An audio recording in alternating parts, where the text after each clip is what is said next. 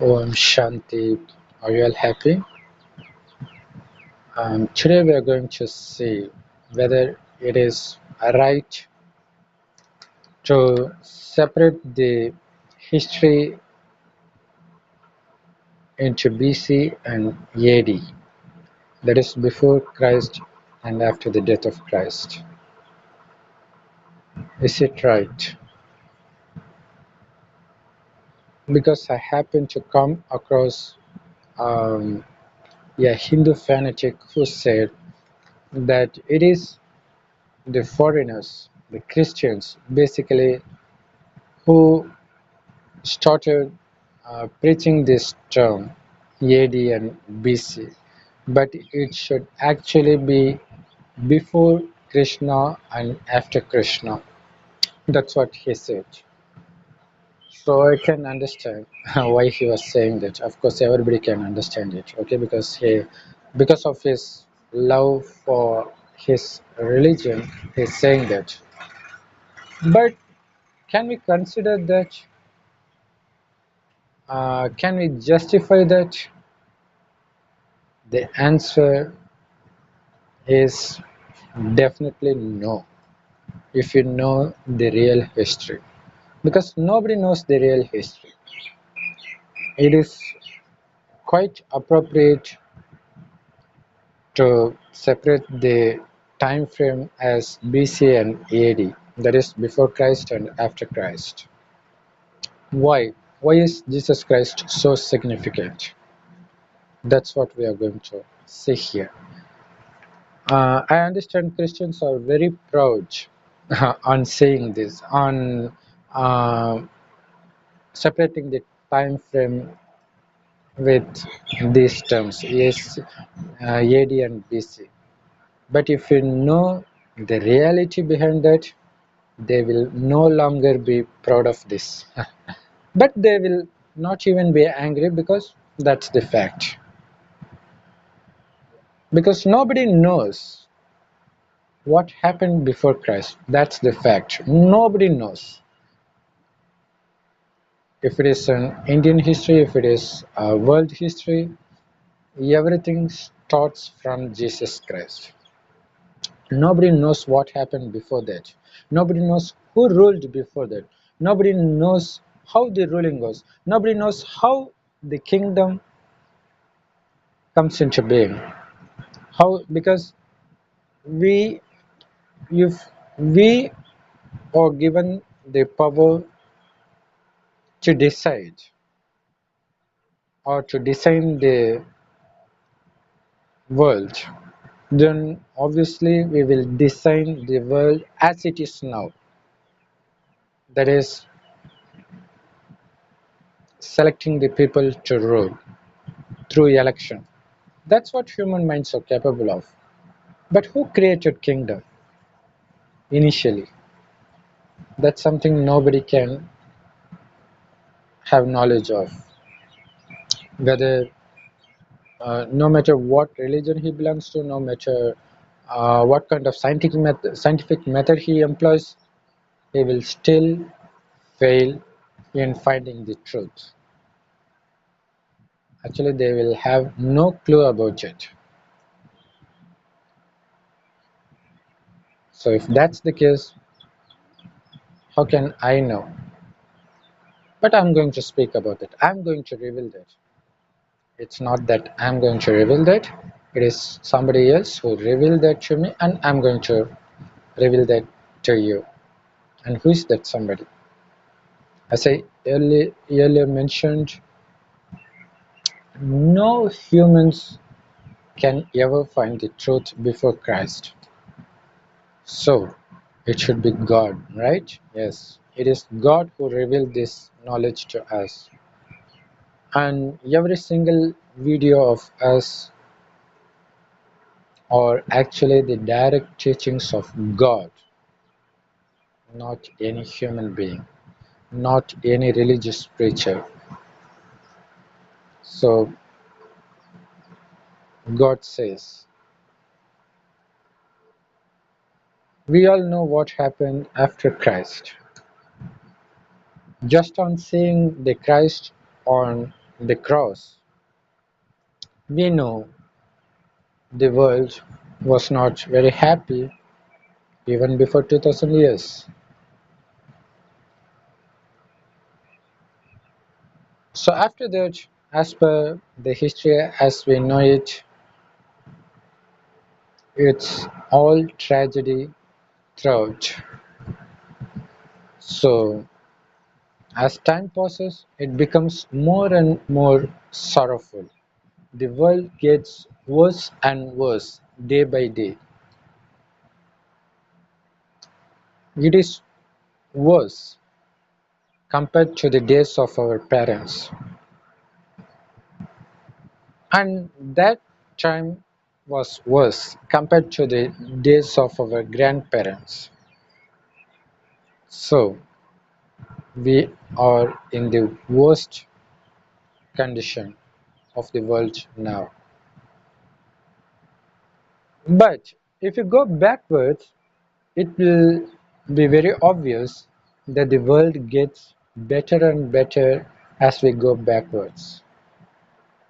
So let's jump right into the days of Jesus Christ. Was it very painful as explained in Bible? Well, if you think of it, you didn't find any revolution happening there. Public were not revolting against anybody. The worst thing as per Bible is christening Jesus into the cross. That's it. That's the worst thing. And nobody fought for that. Nobody fought for Jesus after his death. So the world was very peaceful, right? It is only Jesus Christ who suffered. Nobody else suffered. So the world obviously was peaceful. But now let's see. Can you find any home that is at peace now? Nobody is peaceful now, right? So compared to the present time, the time of Jesus Christ was brilliant, was peaceful. But nobody knows what happened before Jesus Christ. But if you think logically, obviously it should be better than that of Jesus Christ's time, right? Yes, it was. Indeed, it was. So, man can record the history after Jesus Christ. And the reason why what happened before Jesus Christ was not recorded at all is they didn't even care to record. They didn't even take pain of that. They didn't even have the sorrow of uh, or taking effort of recording that because nothing was happened back then. That's the reason. Nothing bad happened. So the history itself is the recording of bad things, right? He came, he conquered, he fought, he cheated. That's what the history is all about. Since nobody cheated before Jesus Christ, what's the point in recording that? Everybody was happy. Happy, happy, happy. They were blissful, peaceful, and also very wealthy. You can't even imagine how wealthy they were. And how about geography? Because in Bible, right from the beginning, they always mention about a group of people who were just wandering. They didn't have house, anything, just wandering. But where have they all originated from? Where was their ancestors from? It was not mentioned there. That is, the truth was not mentioned there. The truth is not revealed in Bible. It is not revealed by any scientific theories or discoveries. It's not mentioned. They say people came out of Africa.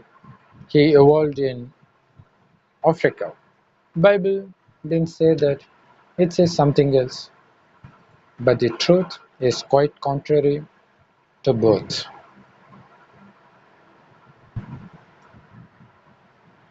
So, before Jesus Christ, to put it accurately, 500 years before Jesus Christ, the world was very blissful, very blissful, very wealthy. The palaces there were made out of golden bricks. Such wealthy was the world. Do you want to know what I mean by the world back then? Because the world was not so big as we say now back then. It was very limited in space, but it has unlimited wealth, unlimited health, unlimited peacefulness, unlimited blissfulness, and that limited space is nothing but a part of India, as we call now. Yes, only India existed above sea level for the first 2500 years, and it was called heaven. God reveals this secret. And who inhabited India in the beginning? Deities. Only those deities are being worshipped till now by Hindus in temples. Temples are nothing but the memorials of heaven, especially the Srinarayan temple. You will see his statue decorated fully with jewels. All his body will be covered with jewels. That reveals how wealthy people were back then. And Sri Krishna was the first king of heaven. So right from the beginning, there was the rule of kings and queens.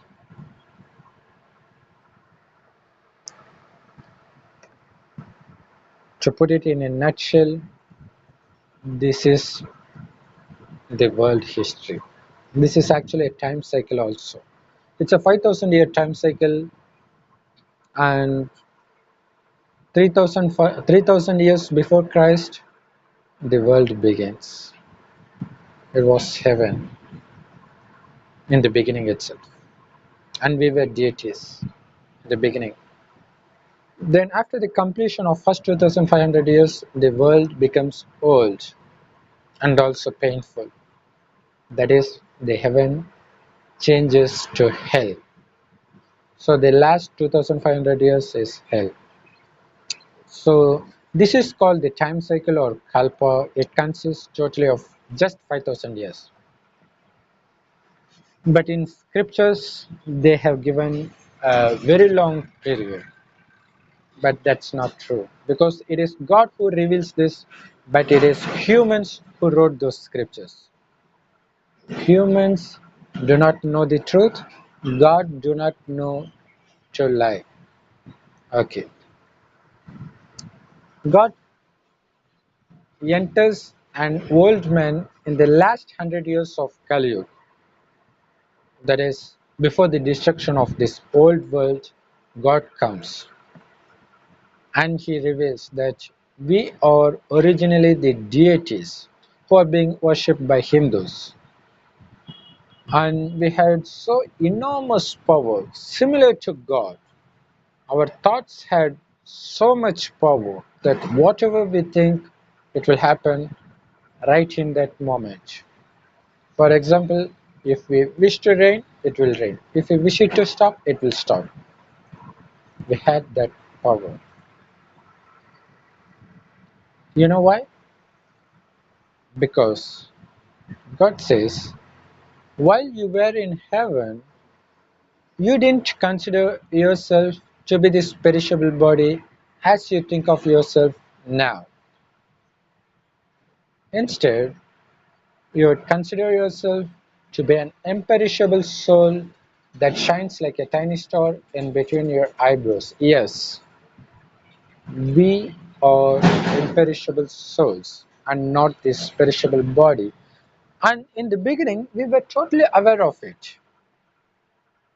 And gradually, we tend to forget about that secret, thereby, we lose soul consciousness and we enter body consciousness, because of which we fall for lust, ego, anger, attachment. So we fall for these five vices: lust, anger, greed, ego.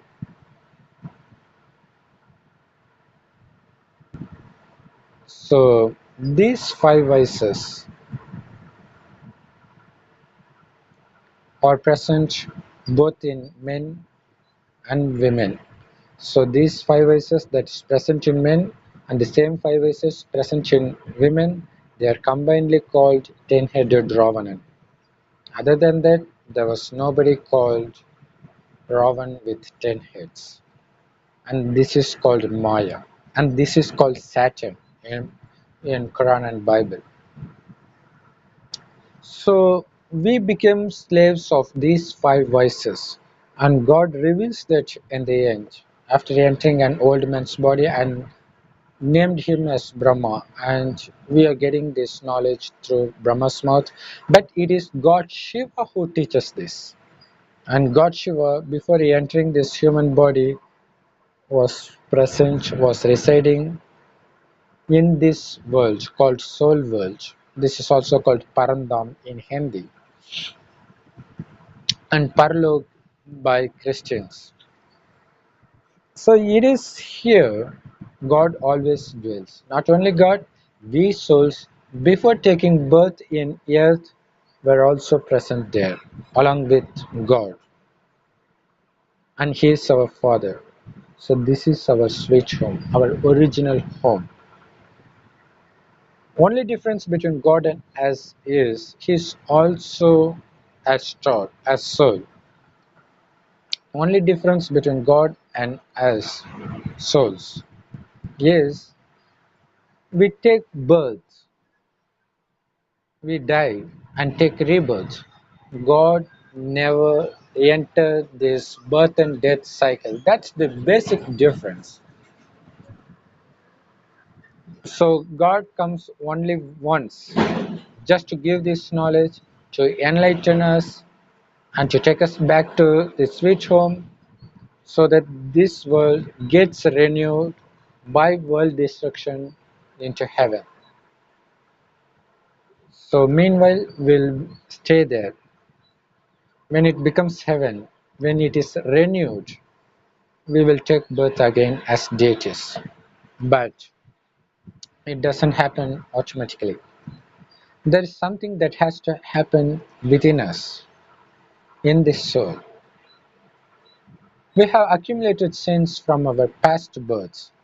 Sin is nothing but these five vices, because of which we are more prone to those vices, which is why the world is becoming worse and worse.